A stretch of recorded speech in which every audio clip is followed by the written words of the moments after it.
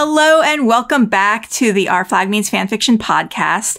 I'm Carly Heath and I'm here with Tanya Dickson, who you may remember from the Steed episode and the Edward Teach episode. Because you know I'm a big fan too. Tanya, you also come with me to all the Restarby shows Always. in The SoCal. best. We've had some fun at Restarby shows. We've had fun. Yes. And Tanya's really good at talking to him. And taking pictures. I know. So, but today we're doing something a little bit different. We're introducing you to our new podcast that's going to be dropping every week. Don't worry, Our Flag Means Fanfiction isn't going anywhere. We're just giving you even more entertainment content for your listening pleasure. Our new podcast is, what is it, Tanya? Haunted Hollywood Hour. Yeah, we're bringing you real paranormal and just plain cool stories from Hollywood history. We cover ghost stories, poltergeists, UFOs, cryptids, all experienced in and around Hollywood and all related to the entertainment industry. Tanya, can you tell us what to expect from Haunted Hollywood Hour? Well, I think we're going to have some pretty cool guests as well. Yeah. We've got some good ideas. We don't want to tell you guys yet because they're gonna be some fun surprises. But there's a lot of really cool locations as well around. Obviously, we're in Hollywood, and we know some folks that have had some good connections to locations of movie sets from some of the greatest horror films of all time. So it's going to be a lot of fun stuff. The first story is going to be about a poltergeist situation. And it deals with the UCLA parapsychology lab. And it's like documented evidence of real poltergeist phenomena. And Tanya, you actually go to Marilyn Monroe's bedroom in our first episode. Yes, we'll take you to the orphanage where she began living at the age of 10. We'll share with you what led her to possibly become the icon that she became. Do you think that room is haunted? It's definitely haunted. Not only did I feel something that I'll tell you about in that episode, but the people that work there have shared numerous stories of hauntings for years. Without further ado, take a listen to our first episode of Haunted Hollywood Hour. Is it possible for paranormal activity to be witnessed and documented by multiple observers? When two paranormal researchers investigate a Culver City woman who claims unseen beings are attacking her and her family, they witness a number of startling phenomena. What do they find?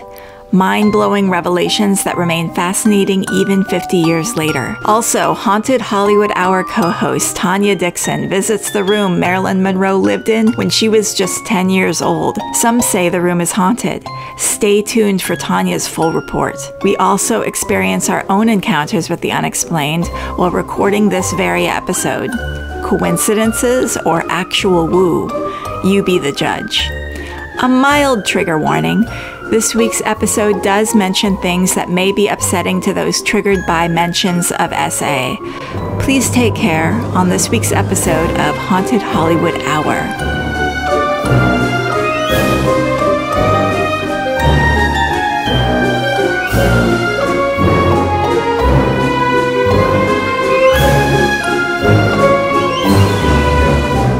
Everyone, and welcome. I'm Carly Heath, a writer in Los Angeles, and I'm here with Tanya Dickson. Hi, Carly. My friend, my neighbor, who's also a writer and actor. This week, we're bringing you two fascinating tales from Southern California history. One is an extremely well-documented paranormal story that will knock your socks off. I could have sworn as soon as I was saying that, the light flickered. It did. It did. You saw it too? Yep. Wow. Yeah. The other is a tale of the early days of a cultural icon. Before we begin, we like to start this off with talking about our spookiest things that have happened recently, but I just want to tell the audience that I have been personally experiencing poltergeist-like phenomena with lights flickering at my house, and I'm like, okay, so that's interesting. I come to this house. I'm at a different location. I'm not at my apartment right now. And I walk in the door earlier and the light starts flickering. Then as soon as I was talking about that little beginning intro, the light started flickering. I'm your witness. And you saw it. I saw it both times. And the timing is just a little too coincidental. So that's my spooky thing that happened recently. Tanya, what's your spooky thing that happened recently? Spooky / comforting. You know how sometimes we can have both? My late father loved Jaguars. My dream was to always buy him a Jaguar. And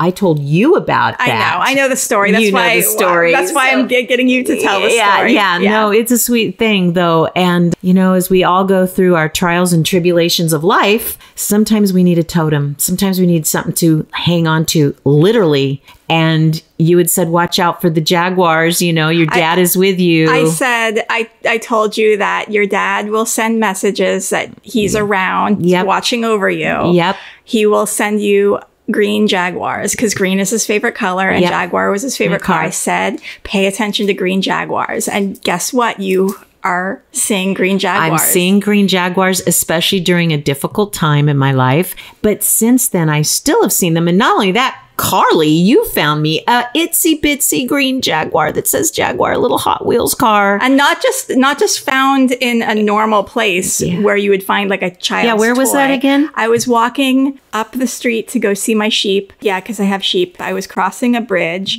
and on the ground was a little tiny green car. And this was after I told Tanya to watch out for Jaguars. And I pick it up and it says Jaguar on the side. It's like a kid's toy Matchbox car. And I take a picture of it and I send it to Tanya. And you got that picture when you were in the middle of meditation. You were meditating. Yeah, I was meditating at that moment, which I had not been doing for a while. And I was just getting back to it and needed a sign that I should be doing this. Amazing. And my picture came in on my text. That was incredible. And it means a lot to me. So it is my little totem. I keep it. It's, I pick it up, I hold it, and I just feel my dad, you know? You just... And when we went to Trader Joe's the other day, there was a Jaguar in front of us. There was a Jaguar. And then, there's not that many Jaguars. And, I mean, we're in LA, you probably see more. But for the most part, I hadn't seen Jaguar. Did you see the light flickered again? Oh, I closed my eyes for a hot second. Yeah. Did it flicker? Yeah. I believe you. I have no doubts. There's some flickering going on, people. So as you can tell, we are into the woo. And the woo-woo. We're going to tell you the stories that captivate and fascinate us. And let's get to our first story. Can't wait to hear it. This is one of the most well-documented paranormal stories of all time, where activity was observed and confirmed by upwards of 30 people. It's a story that also gives us a chance to cover the extremely interesting parapsychology lab at UCLA that was in operation from the 1960s to 1978. Where did you discover this story? How did you stumble upon this? This is one of those online spooky... I don't know where I first heard the story. It was it was made into a book and a movie. Okay. So I think it's one of those cultural phenomenon things that I knew about, but I wanted to research more of. So I went online and did the Google search. So gird your butts, because I'm going to tell you about Doris Bither and the entity at 11547 Braddock Drive in Culver City. Wow, Culver City. Okay, so there's just haunted stuff all over Southern California. Let's take a skip back in time to August 1974. The top film of the year is The Exorcist. Folks are tuning in to All in the Family on CBS and Sanford and Son on NBC.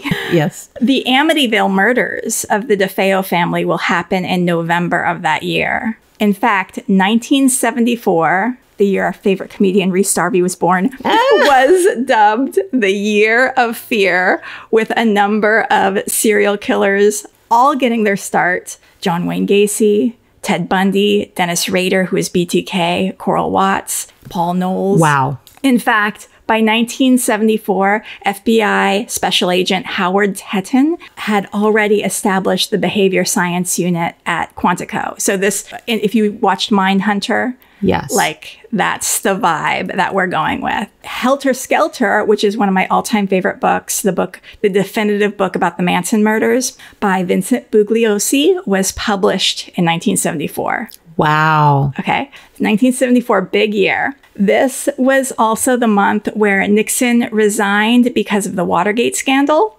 And it was a decade, the 1970s, where women demanded equality. And the year before, 1973, Billie Jean King defeated Bobby Riggs in the Battle of the Sexes tennis match. So this is the cultural phenomena that's happening at this time. Our story begins with two paranormal researchers, Dr. Barry Taff and Carrie Gaynor, who are at a local bookstore looking up paranormal books. Carrie was a student in philosophy, but had an interest in psychology and would eventually go on to be a hypnotherapist to a number of high-profile people. Wow. You go to his website, go to Carrie Gaynor's website. He has the Carrie Gaynor method, and he helps people overcome addiction and all their fears. In fact, he helps people overcome their fear of flying with hypnotism. You know, I deal with that. Yeah. And So I've been hypnotized for it. So I saw that. I saw on his website, Fear of Flying, and I'm like, wow, I was drawn to That's, this again, because people, no accidents. This is something that Tanya can help with. So Barry Taff had a PhD in psychophysiology with a minor in biomedical engineering. He helped found UCLA's first parapsychology lab in the 60s. In his career, he's investigated 4,500 paranormal cases, and Barry and Carrie were trained by Dr. Thelma Moss, known as the parapsychologist to the stars. Thelma Moss, I want to do a whole episode on Thelma Moss. Her life story is the most interesting thing I have ever heard in my entire life. She was one of the first members of the Actors Studio. She was an actor and screenwriter. She was a working screenwriter. She had scripts that she wrote become movies. Check out her Wikipedia page. That was her life for decades, Hollywood, acting, writing, and she had a really hard time with, I think just a month after her child was born, her husband died, and she went through profound depression. She had 2 suicide attempts and she survived both of them. And then she began having therapy with LSD and had a spiritual awakening thanks to LSD. And she was like, I want to devote my life to this. So she said, goodbye Hollywood, goodbye screenwriting and acting. I am going to get my PhD in psychology. And how old was she at that time? This was decades after her career had started. So she's like late in life. She's like, I am going to study psychology. She really got into the woo. She invented aura photography. Wow. Yeah. And she led the parapsychology lab in the 1960s and 1970s. Now, she was born in 1918, and then in the 1960s and 1970s, she's like leading the So what a major cultural shift she experienced in her life. Going from 1918, women don't even have the right to vote yet, to the 1970s, which is women fighting for equality, and also us opening our minds to the possibilities with psychedelics and women weren't even allowed to learn to swim back then. Did you know that? I didn't know that. They were not allowed to swim because they thought that it was a health risk. So men were allowed to compete and have swim teams. And I just saw an amazing film about that, The Young Woman in the Sea. And it's a new film. If you guys are looking for something inspiring, please go see that. And it's true. Women weren't even allowed to swim. So I remember there was that story like way back in the day of a woman swimming the English Channel. That was her. Oh, that was her. Okay. Trudy Edley, I believe it was. Oh, wow. Yeah. And what year was that? 24. Oh, wow. Yeah. Exactly 100 years ago. Exactly. That's amazing. Yeah. So back to Thelma, I encourage you all to check out her Wikipedia page. It's fascinating. And a little bit more about the parapsychology lab first. So in an interview I found, Carrie Gaynor describes the paranormal interests that had captivated the public and academia in the 1970s as it was an exciting period of time. Things go in trends. And in the 70s, there was a tremendous interest in parapsychology. We were getting calls and letters every day. We were hearing about this kind of phenomenon from all around the country and all around the world. UCLA's parapsychology lab wasn't funded by UCLA, but it was allowed to operate in the Neuropsychiatric Institute, which is now called the Semel Institute on the 5th floor. And Thelma Moss was the head of everything. Because the lab wasn't sanctioned by UCLA, it was at odds with the university administration. And Barry Taff, who is the main guy that we're going to be focusing on in our story, he got involved because he felt that he had psychic abilities, and he was there originally as a research participant. They were researching him and his psychic abilities. And later, he would be running experiments called psi development, in which researchers would try to develop psychic abilities in otherwise normal people. And I think you can develop psychic abilities. I think, especially like LA, Hollywood, creative types, I think us people who like write and perform and do things, I think we kind of have... Yeah. We're right-brained. We lean towards... We have a lot of trauma. Let's face it. Artists are known for that. And from there, the art rises. And I also think there's not only that, but I think artists have a wider interest in all things unique and weird and different. Heads all the time. Yes. So I think that makes sense that someone like that would have because let's face it, there's a lot of folks that don't believe any of this. I know. And it sounds like what happened was this new guy, Dr. Louis Jolion West. I don't know how to pronounce his name. I didn't even look it up. But he came in as chairman of the neuropsychiatric lab, and he walked into the lab one day and said, "This is the end, guys." And he didn't believe in any of it. So it got shut down in 1978, which is a shame because I think UCLA, being in the hub of entertainment industry, every single person in the industry who I know is into the weird stuff. Yeah. Everybody has a crystal in their pocket that's in the industry. Pretty close. Close. Every time I get on an Uber, I always ask my Uber driver if they seem like a cool person and not like a weirdo. Well, not a weirdo someone who's going to get all up in my business. But I always ask them, have you ever had a paranormal experience? And every single Uber driver I have ever asked this question to has a involved story about a paranormal experience that they had. There's a book. There's an entire segment. I know, right? Wow. Uber drivers who I talk to and their paranormal stories. Para Uber. Lifts your consciousness. Uber normal. We could go on all day. So those are our key parapsychology research players. Now we introduce the woman at the center of it all. Doris Bither is a young, frail, thin, 30-year-old woman. She approaches these researchers as they're at this local bookstore, and she's like, "I heard you guys talking about this paranormal stuff. I'm having issues with a paranormal entity at my home. Can you help me with this?" And I assume that they're like me and they're like, "Hell yeah, show us your entity." How are you not a parapsychologist, Carly? Well, I wasn't aware that this could be a job that people could do. So I'm going to podcast about it. There you go. Maybe. But they show up at this house in Culver City. And this house back then in 1974, it was an absolute dump. It was allegedly condemned by the city, although I read an interview with the grown adult son of Doris Bither, and he's like, no, it was never condemned, but it did look really, really bad. It was very, very dirty, very falling down, and kids at school made fun of him for living in the crappy house. She's a single mom with 3 male children, and her family that she came from was alcoholics who were very abusive to her. And so cycles of generational trauma. She's also an alcoholic. She's also abusive to her kids. So that's what we're dealing with, this ongoing generational cycle of trauma and alcoholism and abuse. And the researchers were extremely skeptical at first because of the conditions,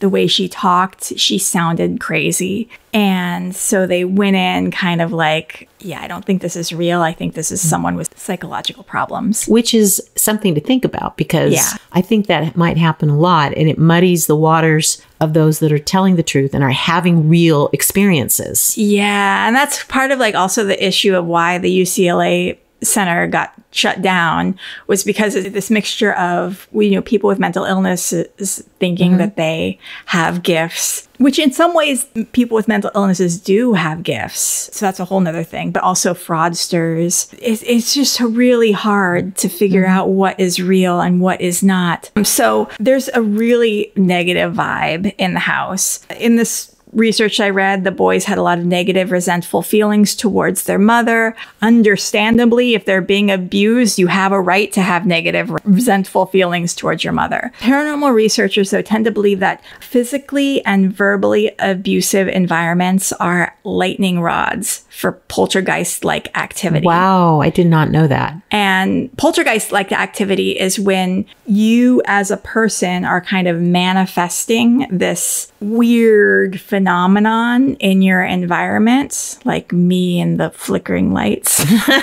which is a whole thing that we're going to get into. So Doris said that there were 3 spirits in the house that would physically attack her and even sexually assault her. What? She and the children would bump into these ghosts while they're walking around. And people outside the family also said that they saw apparitions. The ghosts, in some of the research, the ghosts are described as resembling Asian men. But in the interview I read with the adult grown son, he said they didn't look like Asian men. He doesn't know where that came from. The children named one of the more prominent ghosts Mr. Who's It, because he would be there all the time. And Doris was very, very specific in her descriptions of how the ghost would rape her.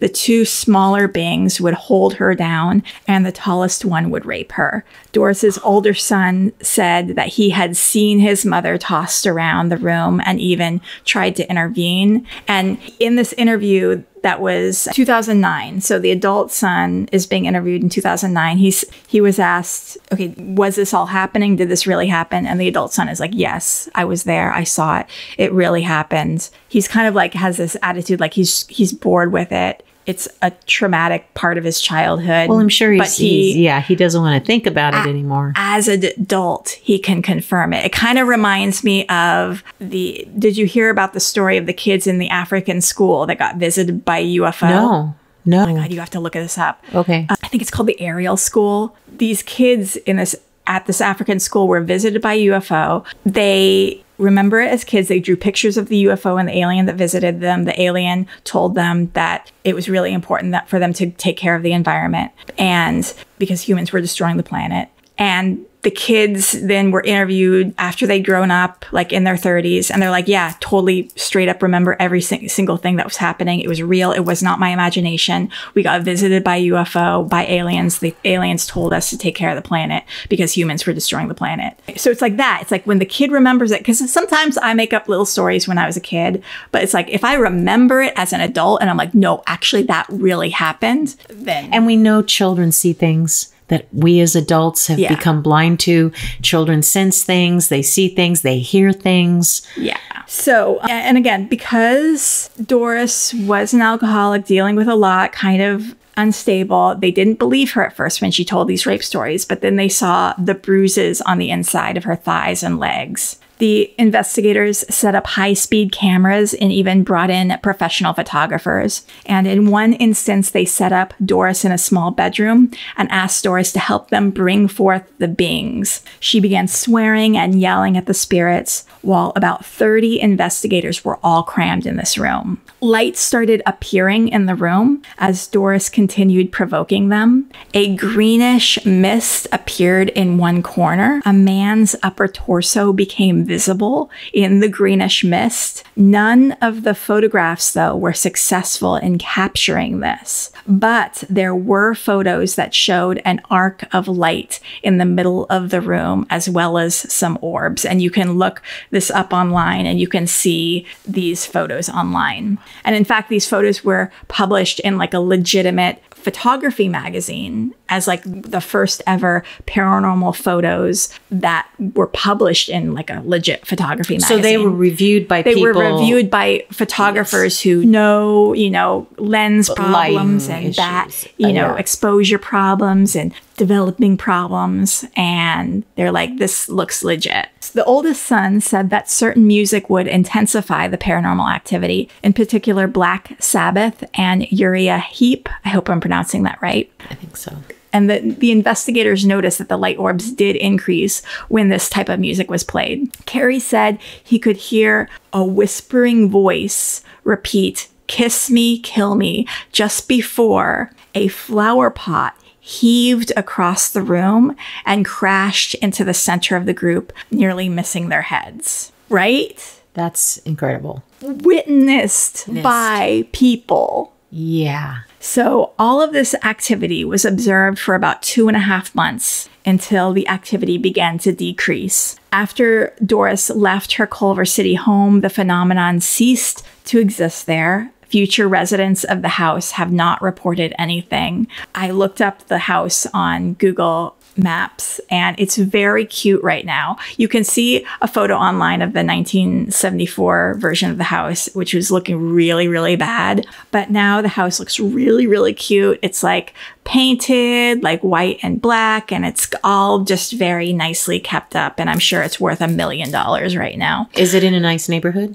I mean, it's like a little Culver City, little, but it's kind of by the freeway. So that's not great, but it's cute. It's like a, And there's definitely residents, obviously. Yeah. There's neighborhoods. It really, if you own a house, you're probably a gamillionaire in Los Angeles. In Los Angeles. Yeah. And by house, you mean a studio, because really one room is probably worth $1 million. Yeah. Doris claimed that the phenomenon followed her as she moved from Culver City to Carson. Again, she moved to another really rundown house in Carson, then to San Bernardino, to Texas, and back to San Bernardino. Barry and Carey spent a total of 10 weeks studying the case. It would inspire a novel called The Entity by Frank De Felitta, which would be made into a movie in 1982 starring Barbara Hershey. Doris died in 1995 of multiple organ failure and cardiopulmonary failure. She was still very young, just in her 50s, but alcoholism. And who knows what the effect was, the true lasting effect of that level of a haunting and that level of a trauma experience and the fear that went through her. Yeah. Who knows what damage that did. And just all that negativity. Oh, yeah. So let's do a little explainer on poltergeist activity. The word poltergeist comes from German, meaning knocking spirit. Poltern means to knock, and Geist means spirit. According to Alan Kardec, the founder of Spiritism, poltergeists are manifestations of disembodied spirits of low level belonging to, he has different classes and orders, but belonging to like a low level order that's kind of associated with fire, earth, air, water, like those elements. It's part of psychokinetic energy, which is the ability for an individual to influence a physical system, like the world, things you can touch, without actually physically interacting with it. So changing the environment with your mind. And between 1979 and 1981, a survey polled 1,700 Americans on their beliefs, and 28% of males and 31% of females agreed that it is possible to influence the world through the mind alone. So I do believe in psychokinetic I do ability. believe it. I was just listening to something last night actually about it. And so it's interesting. No coincidence. You're talking about it right now, because there's been several clairvoyants that said where we're at right now with AI and our phones and everything, that we're being completely, brainwashed, quite frankly. And you have to wonder, what do entities think of our current computer and phone world and AI? Are they using any of that to come through to us? Because we know electronic media. So now we're at a next level of electronic media. I think that they might be going, yippee, we can really reach out to people more than we used to. It's cool. And I'm just in a place where I'm like working on increasing my psychic abilities and stuff. And I've noticed weird things. You're more aware. I have a lot of stories. That's what we're here for. So the cool thing about Barry Taff actually is still alive. Carrie Gaynor was still alive. Carrie Gaynor, like I said, is hypnotherapist to the stars and helps people overcome addictions, especially focused on smoking. But maybe you could get a little help from Carrie Gaynor on fear of flying if that comes up. Yes. And Barry Taff, things are kind of hard for Barry right now. He has had some health problems, dealing with homelessness, dealing with a lot of really hard things. There's even a GoFundMe I found his friends set up for him. And he's living in a hotel right now. And so his friends are helping him with his GoFundMe. So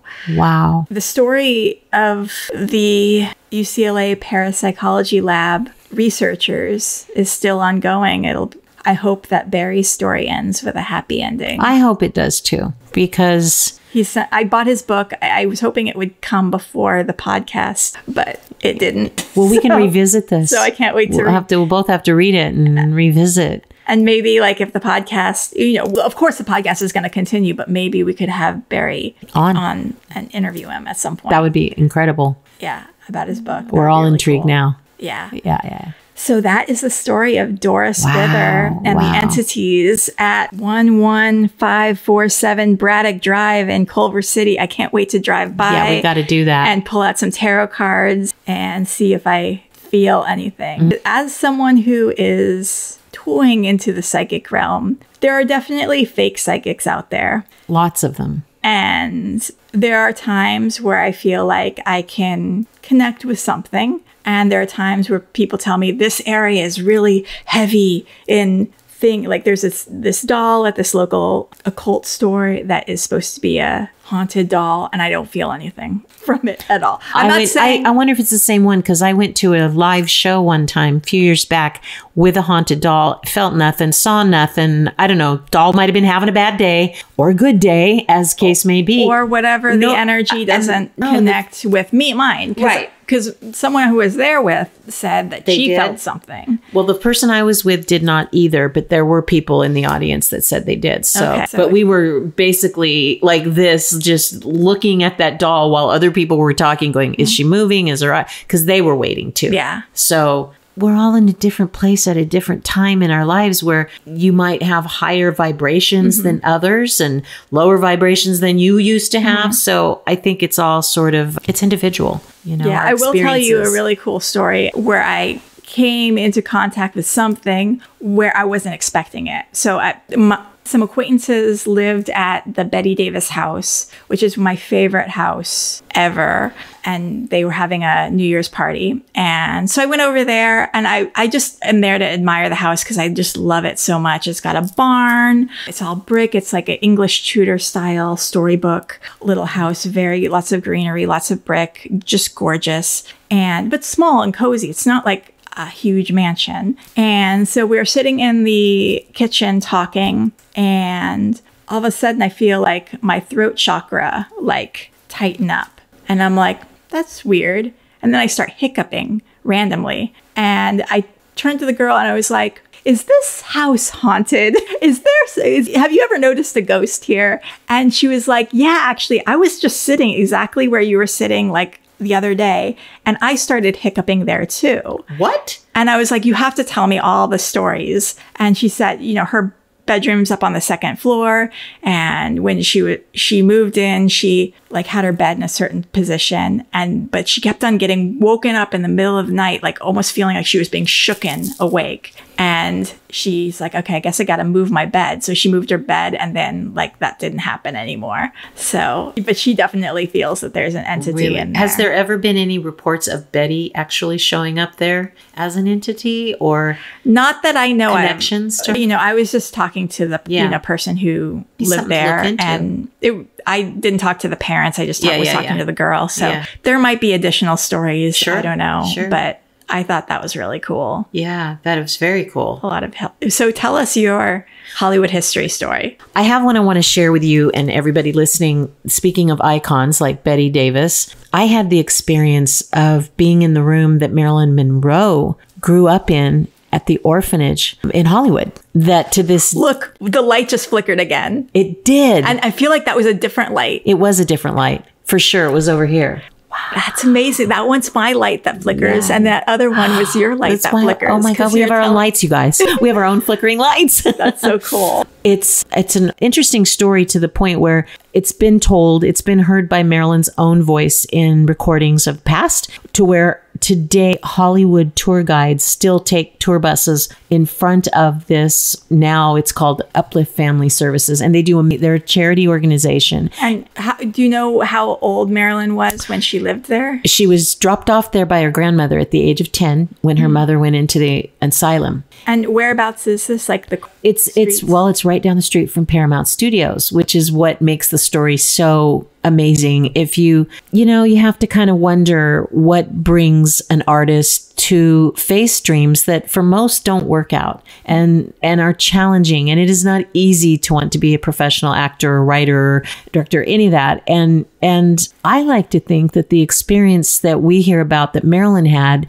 was she kind of manifested it. I think she had a mother that couldn't raise her. Her grandmother didn't want to raise her. And I do not know the specifics of why her grandmother did not keep her. But in any event, Holly Grove was one of the first orphanages in Hollywood, in Southern California, that opened in the 1800s. And the building it's very interesting. It's just a few blocks from Paramount Studios. You can drive by it. It is gated, and she was brought there to live. And the room that was her bedroom and bathroom, they have left the bathroom exactly as it was back then. And most of the bedroom is now a private office for Uplift Family Services. Interesting that Marilyn never had children, and we all have read how she wanted them so badly and miscarried. And now the place where she grew up is Uplift Family Services, that is a nonprofit charity that helps children, foster children, kids in need, etc., with all kinds of amazing programs. In fact, their fundraising gala is called the Norma Jean Gala. So I had the good fortune of one of the rare opportunities to actually get to be in the room. It's a private office. You don't just get to go in. It's not open for tours. But Carly, I work as Mrs. Claus sometimes around Christmas time. I've done that for 9 years. And several times the people at Uplift hired me as Mrs. Claus to come and read stories to the children. And one of the people that worked there said, we were talking about Marilyn. She said, well, that's my office and it's haunted. And I said, really? And she said, everybody that's worked here for years knows that Marilyn is here, or at least spends a lot of time here, that things happen, things fall off shelves, that type of thing that should not in that room. But she said it was a peaceful place. She didn't feel scared. What's really interesting is I've been in there a couple of times now. I was in there recently, earlier this year, and you look out her bedroom window, and now there's some trees that block it, but it is a direct eye line just a few blocks down of the famous water tower at Paramount Studios. The Paramount water tower with the Paramount logo on it. And as someone who, I ride my bike by Paramount every day I bike to work, it's the most beautiful studio there is. I mean, it's just gorgeous with the arches and the it's an amazing looking studio, and it is different than all the other studios that we have in town. And every time I ride my bike by, I'm like, wouldn't it be amazing to make a movie on that lot, shoot something on that lot? Yeah. The light just flickered again. Wow. Yeah, and I think the light bulbs are good. So the light it really just brightened up. It did. Really, when I said that. Yeah. Yeah. Kind of like the spotlight on Marilyn that she eventually, as I like to think, manifested, because she was a perfect example of not being set up to have the opportunities that she had, but she made them happen. But the women that work there, and you can hear in some recordings of Marilyn's own voice, she talked about looking out that window and staring at the Paramount Tower, thinking, how can I get over that fence? And I like to think that in my mind, that is a literal and a figurative fence. How could she get out of that? She probably got abused by men and exploited by men in terrible ways. In terrible ways. Yes. We've heard the stories of, there are countless stories of the abuse. I think Joe DiMaggio even, there was reports that he abused her. And he talked terrible. He said terrible things about her. Yeah. But I like to think that she found some peace in that room, because when I was in there, despite the situation that brought her there, I felt a peace, and I felt something in there. So I've been in there. Describe the feeling. The feeling is sort of interesting in that I walked in, and I had been in many rooms of the offices of the location. And you walked in and you just felt different in that room. You felt a different energy. You felt special. Or if not myself feeling special, you felt someone special had been in there, or the room was special. There was just something different that you walked into from the hallway. It was completely different. And I took a friend and he felt the very same thing. And we basically compared notes when we came out. He said, I'd never been in there before. That was something. I said, did you feel it? And he said, yeah. Don't even know what it was, but it was different. You feel a peace, though. I felt some kind of hope. I didn't feel like, oh, this poor little girl. So I think that is because Marilyn had hope. Marilyn looked at that tower, and that was a beacon of hope for her. I kind of think, in a way, maybe, I hate to say this, but you don't want a child in an orphanage. But that was her journey. And would she have gone where she had gone if she had stayed home with her mother? I mean, that's right. I think there's so many kids who need to be separated from their parents. Absolutely. I mean, there's so many people shouldn't be parents. So I know. So I just, her journey that led her to an orphanage at that young, impressionable age, was that the catalyst of hope that really drove her? Because I think a lot of kids in that situation, there wouldn't be the drive. Yeah. She did have the drive, She did. We know that from Hollywood history about her. But I will say the woman that is one of the executives that are at this location for Uplift, I mean, she recounted the same stories that the previous woman had years before. She said, yeah, it's haunted. She goes, I've seen lots of stuff. And so what are some of these stories? The biggest thing that she remembered was that things fall off, things, glassware, that kind of thing. Things get moved a lot, get chills. You sense a presence in the room behind her, like someone's in there, and you turn around and no one's in there. So she looks at stuff like that. And they've kept the window set up so that where the desk is, you can still see that eye line. Nice. So you can still see the tower. And what's kind of neat is most people don't get to go in there. And so I felt very honored and, very grateful that they were kind enough to share that with me, because that's not a regular Hollywood tour right there. Yeah. That is not. Wow. It's very interesting, and it does make you this iconic woman that everybody knows. There's just always another story to hear about her, right? Isn't it just endless? Yeah. It's unbelievable. So we got to wrap things up. What are you hopeful for? What are you working on? What are your ambitions in the weeks and months ahead? Well, I am trying to recreate a script that I have lost, and it's a paranormal script, and it's set in a location that I don't want to give out yet, but it is in an iconic Hollywood location that's now an apartment building, but has a really neat history. And so I have just met with somebody who wants to work on it as a short film, which I think would be really fun. And then because of the time of year, I'm gearing up to do, Santa and Mrs. Claus work. So, and then I, of course, have a bad Mrs. Claus. I have two Mrs. Clauses, Carly. That's cute. She has an alter ego. One of them's not for children. I love this so much. Bad Mrs. Claus is ornery. She's had it with Santa. Can people get cameos? Yes. Are you doing cameos I again? am doing cameos again. So if you go, Bad Mrs. Claus is as of right now, the only Bad Mrs. Claus I know of is on Cameo. And then the Santa and Mrs. Claus, you can also, if you would like a traditional experience with Santa and Mrs. Claus, that's there too. Excellent. What about you? What are you working on? Well, I'm really hopeful for this podcast. Yes. Thank you all for listening to the first episode. We will be sharing memes and hilarity on our Instagram, Haunted Hollywood Hour, all one word on Instagram. If you all are familiar with my other podcast, Our Flag Means Fanfiction, that's still going strong and going to be coming to you every week. But this is my second podcast, going to be coming to you every week. That's so exciting. And even though some may say, well, there's a lot of podcasts and shows about this genre, I think everybody has a special story that nobody else has heard before, right? And I think everyone tells a story in a different and unique way. Sure. And I look forward to us, because we live in Hollywood, that we can go to these locations and maybe have some Instagram lives, some YouTube lives. Yes, wouldn't that be the locations fun? And some special guests too. We've already thought of a few. Yeah. That would be really interesting that we think you all would love to hear from. Yeah. And do some tarot readings and do some, this is going to be a